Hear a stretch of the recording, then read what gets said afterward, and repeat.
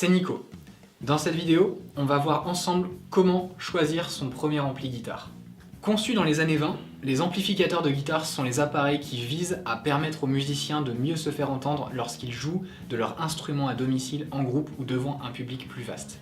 Depuis, certaines transformations ont été apportées dans le but de permettre davantage de manipulations plus innovantes. Ainsi, les fonctionnalités des amplis de guitare ne se limitent plus à une simple amplification des sonorités, mais à une réelle personnalisation des tonalités émises. Pour bien faire son tri dans le choix de son amplificateur de guitare, il est primordial de connaître non seulement le fonctionnement de ces matériels, mais surtout de savoir les différencier selon les spécificités de chacun de leurs composants, et ce, dans l'objectif de trouver la composition et la technologie les plus adaptées à son équipement. Les trois éléments qui composent les amplificateurs. Le préampli sert de régulateur pour la configuration des tonalités, aigu, basse ou encore le gain. Ce composant est celui qui permet la personnalisation du son et uniquement une amplification de faible puissance. À la base, son rôle se limite au réglage des émissions. L'amplificateur de diffusion prend alors le relais et envoie le volume du son dans le haut-parleur. Le réglage du volume principal, connu sous le nom de master, régule la puissance du volume qui se calcule en watts, RMS. Le dernier élément, mais non le moindre, le baffle, qui permet la conversion du signal électrique de l'amplificateur de diffusion en vibration, calculée en décibels. Pour faire simple, il s'agit du haut-parleur qui se charge de la diffusion du son. Les trois formules d'ampli guitare. Le combo est la formule 3 en 1. Les trois principaux composants sont présents dans un seul et même ampli. Ces atouts résident dans le fait qu'il soit facilement transportable et plus accessible en matière de tarification. Cependant, il est plus vulnérable que les autres modèles en raison d'une plus grande sensibilité au volume élevé. Le stack, quant à lui, est formé par le couple gagnant ampli-préampli.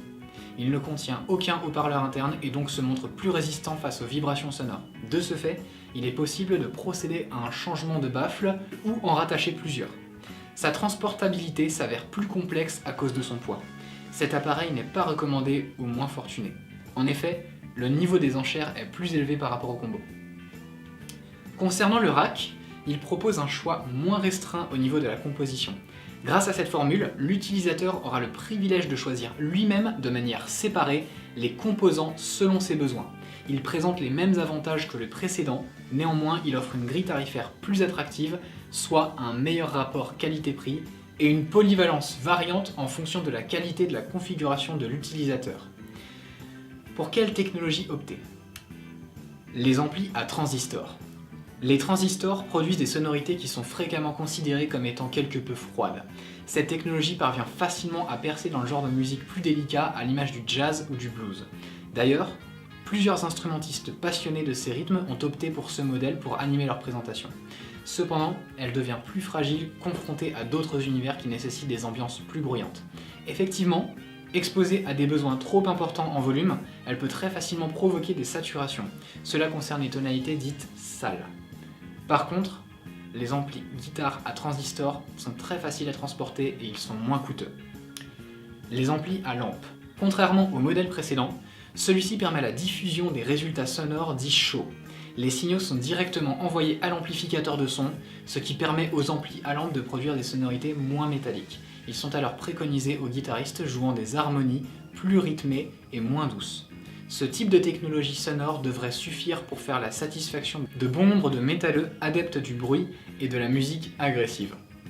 La polyvalence du matériel n'est cependant pas donnée. Il faut calculer les dépenses plus onéreuses pour profiter de ses performances. Toutefois, la faille se trouve au niveau de la fragilité des ampoules, nécessitant un remplacement régulier de ces dernières. Les amplis à modélisation. Ces appareils peuvent s'adapter à toute utilisation, qu'elle soit à domicile ou pour un show. Ce modèle remplace progressivement les hybrides sur le marché. Il passe par un ampli à transistor et éventuellement des ampoules au niveau des amplificateurs de puissance. La transition gagnante qui se présente comme étant le secret de leur polyvalence.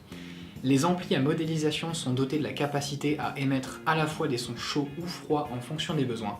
Très résistants, leurs tarifs sont changeants selon la gamme. Ainsi, ils peuvent aller des plus modiques aux plus onéreux. Quelle puissance pour quel usage, pour finir? Pour les débutants se limitant aux entraînements à domicile, les amplificateurs à transistor de 5 à 20 watts peuvent faire amplement l'affaire pour commencer. Sinon, les amplis à lampe de 10 à 30 watts sont également recommandés. Si le musicien joue dans un groupe, il faudra une puissance de 30 à 50 watts pour un appareil à lampe et une capacité de 50 à 100 watts pour un matériel à transistor. Devant un vrai public, il est indispensable de partir de 50 à 100 watts pour les amplificateurs à lampe. Dans le cas où le choix se portera plutôt pour la technologie à transistor, il est préférable d'opter pour une puissance allant de 100 à 300 watts.